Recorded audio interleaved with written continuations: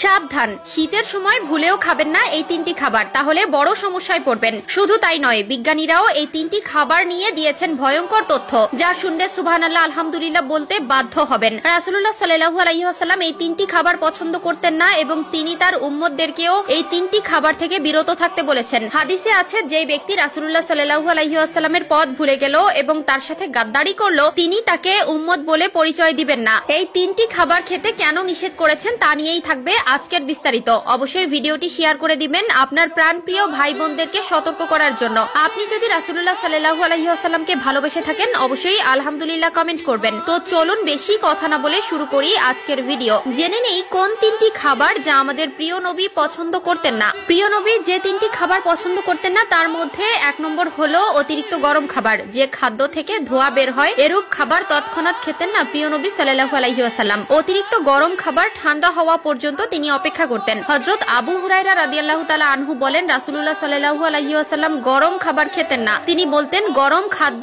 বরকতহীন। নিশ্চয়ই আল্লাহ তাআলা আমাদের আগুন খাওয়াননি। যেসব খাবার হালাল হওয়া সত্ত্বেও নিজের বা অন্যের জন্য কষ্টকর বা ক্ষতিকর হয় তা খাওয়া থেকে নবীজি সাল্লাল্লাহু আলাইহি ওয়াসাল্লাম বিরত থাকতেন। উম্মতকেও এসব খাবার খেতে নিষেধ করেছেন। শীতের সময় আমরা অনেকেই গরম খাবার খেতে ভালোবাসি। অবশ্যই এ বিষয়ে সতর্ক থাকবেন। অতিরিক্ত গরম খাবার থেকে বিরত থাকবেন। আধুনিক বিজ্ঞান বলছে, অতিরিক্ত গরম খাবার পাকস্থলীর জন্য ক্ষতিকর এবং গরম খাবার খাদ্যনালীর ক্ষতি করে। এমনকি গরম খাবার ফু দিয়েও খেতে নিষেধ করা হয়েছে। আধুনিক বিজ্ঞান বলেছে, মানুষের নিঃশ্বাসে থাকে কার্বন ডাই অক্সাইড। অবশ্যই বাঁচতে হলে এই বিষয় থেকে সতর্ক থাকা অত্যন্ত জরুরি। 2 নম্বরে যে খাবার অপছন্দ করতেন তা হলো কাঁচা পেঁয়াজ। হযরত জাবের রাদিয়াল্লাহু তাআলা আনহু থেকে বর্ণিত, নবীজি সাল্লাল্লাহু আলাইহি ওয়াসাল্লাম বলেছেন, কাঁচা রসুন পেঁয়াজ খেয়ে যেন কেউ আমাদের মসজিদের নিকটবর্তীও না হয়, কেননা মানুষ যেসব দুর্গন্ধের কারণে কষ্ট পায় ফেরেশতারাও তাতে কষ্ট পায়। বুখারী ও মুসলিম শরীফ। তবে রান্না করা গন্ধহীন পেঁয়াজ রসুন খেতে কোনো সমস্যা নেই। কাঁচা পেঁয়াজ খাওয়া হারাম না, তবে খেয়াল রাখতে হবে পেঁয়াজ খেয়ে সঙ্গে সঙ্গে নামাজে না দাঁড়ানোই ভালো। মুখ পরিষ্কার করবে ভালোভাবে,